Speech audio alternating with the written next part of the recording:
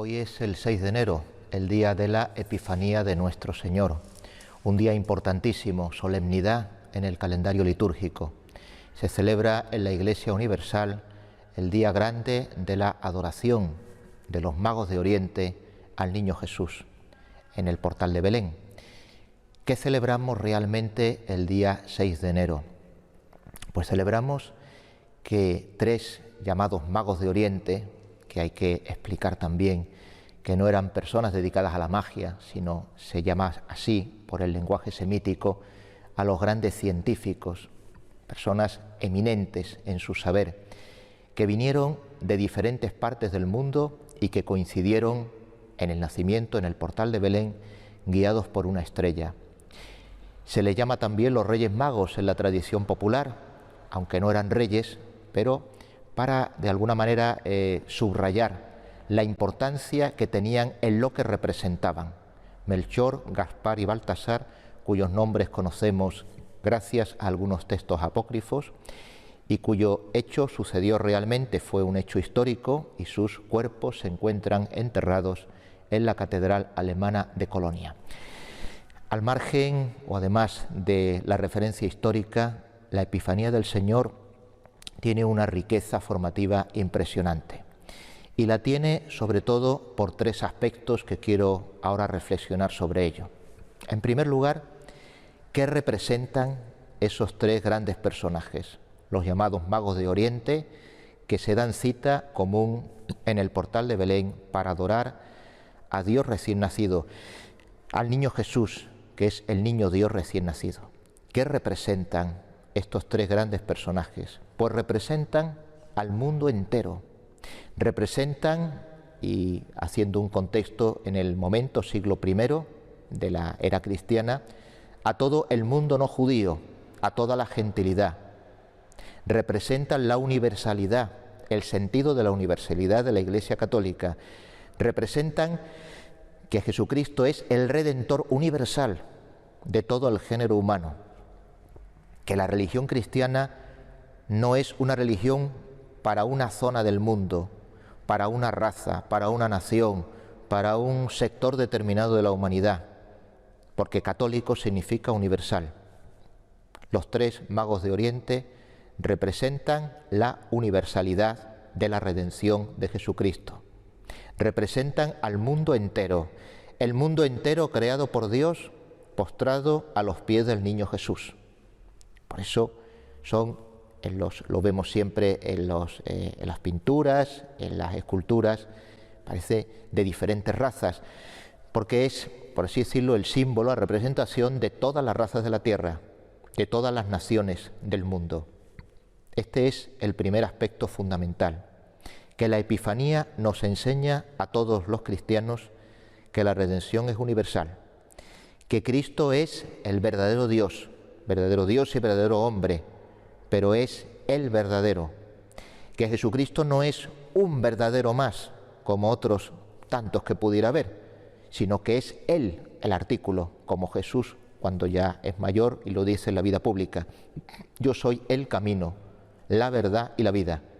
Jesús no enseña que es un camino, una verdad y una vida entre otras muchas que puede haber, sino que es el camino, la verdad y la vida. Y es el camino, la verdad y la vida para todo el mundo.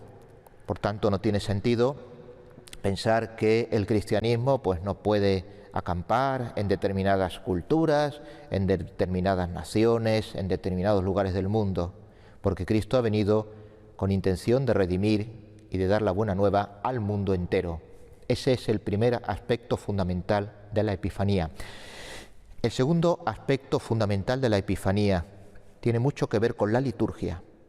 ¿Qué sucedió en esa visita cuando llegaron los magos de Oriente, Melchor, Gaspar y Baltasar, al portal de Belén y se postraron de rodillas ante el niño Jesús? Que le ofrecieron oro, incienso y mirra. Fueron los primeros homenajes del mundo gentil, del mundo pagano, podría decirse, a Dios nuestro Señor.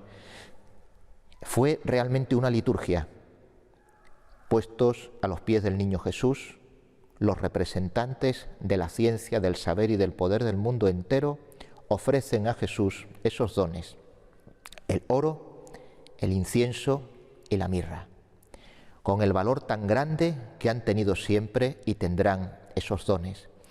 Porque es importante, muy importante, que Dios, de su santísima voluntad, ha querido, ha permitido y ha deseado que fuese honrado el niño Dios con esos dones.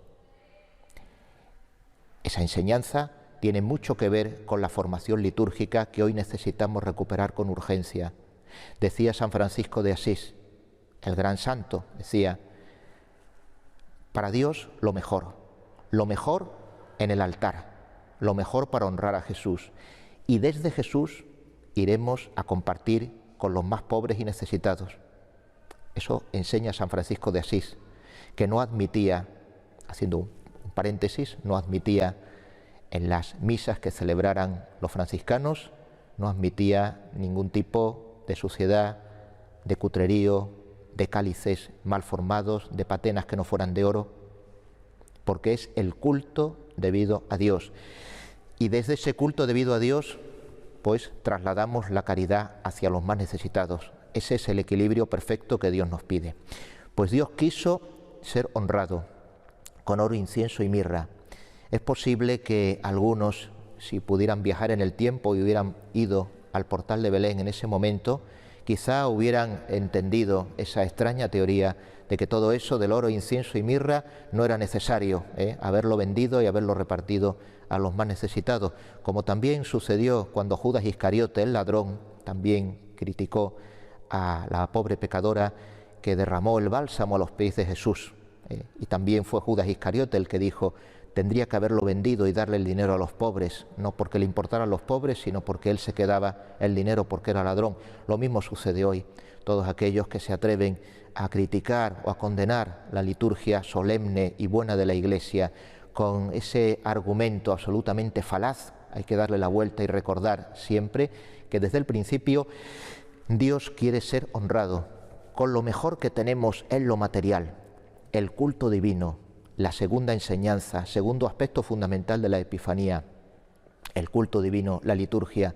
Hay que entregar y poner a los pies de Jesús sacramentado lo mejor que tengamos. Tercer aspecto fundamental de la Epifanía. Los magos de Oriente se postraron delante de Jesús, lo adoraron. Fue un acto de adoración. Estamos acostumbrados a verlo en la iconografía de nuestras Navidades desde que somos pequeñitos, pero quizá no reflexionemos demasiado en lo que significa. Los tres grandes sabios, grandes científicos, hombres poderosos, probablemente de un nivel social y económico elevado, están arrodillados delante de un recién nacido. ¿Por qué? Porque reconocen en el recién nacido a Dios nuestro Señor. Y esa es la tercera enseñanza de la Epifanía. La liturgia de la adoración, la devoción de la tría que debemos solamente a Dios nuestro Señor.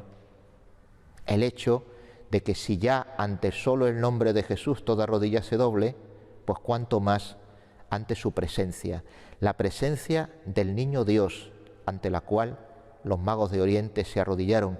Nosotros tenemos la presencia real de Jesucristo en la Eucaristía, en todos los sagrarios del mundo. Ahí también nosotros nos arrodillamos, o debemos de arrodillarnos, porque ahí está la presencia real de Jesucristo. Este es el tercer y último aspecto, el que quiero reflexionar sobre la Epifanía, también muy necesario para recordarlo hoy. Dios, su presencia real. Aquí vemos una imagen del niño, el niño Jesús, el día 25 y el 24 por la noche lo dimos una imagen para ser adorado por los fieles. Pues cuando Jesús terminó su vida en este mundo, fue crucificado, resucitó, ascendió al cielo, se quiso quedar con nosotros en una presencia cercanísima en todos los sagrarios, en la Eucaristía.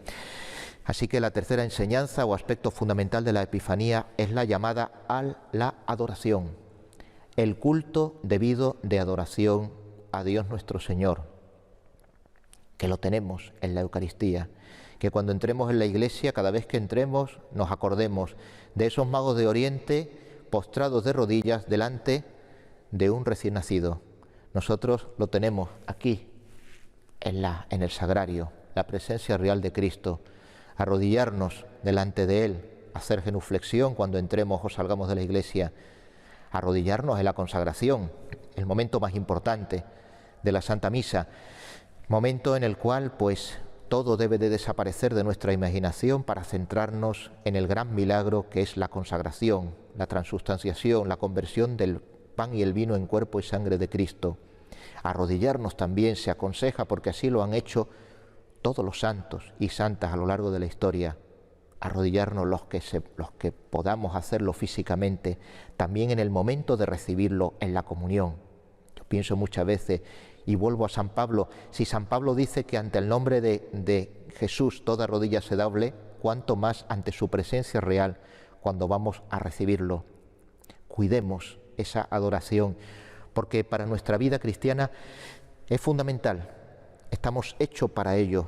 Cuando nosotros no adoramos a Dios como se merece, entonces se nos van nuestros sentidos y nuestros corazones a la adoración de los ídolos de este mundo, al ídolo del poder, al ídolo de la sexualidad, al ídolo del dinero, al ídolo de los afectos que Dios no quiere para nosotros. Es completamente necesario que aprendamos la adoración de los magos de Oriente, postrados de rodillas ante un niño recién nacido. Termino la reflexión aludiendo, como me gusta hacer siempre, a la Santísima Virgen María. Ella estaba allí contemplando aquella escena, esa epifanía que significa manifestación de la divinidad de Jesús. Estaba junto a San José, pero toda la tradición de la Iglesia siempre ha creído que María estaba más cerquita físicamente del niño, por eso es su madre, es la madre de Dios. Y José, con toda humildad, estaría un poquito separado, porque era justicia que fuese así. La Santísima Virgen María, que nos ayude a todos los cristianos a vivir en nuestra vida espiritual estos tres aspectos fundamentales a los que me he querido referir en esta reflexión. Dar gracias a Dios porque pertenecemos a la Iglesia verdadera, la Iglesia católica, única Iglesia fundada por Jesucristo.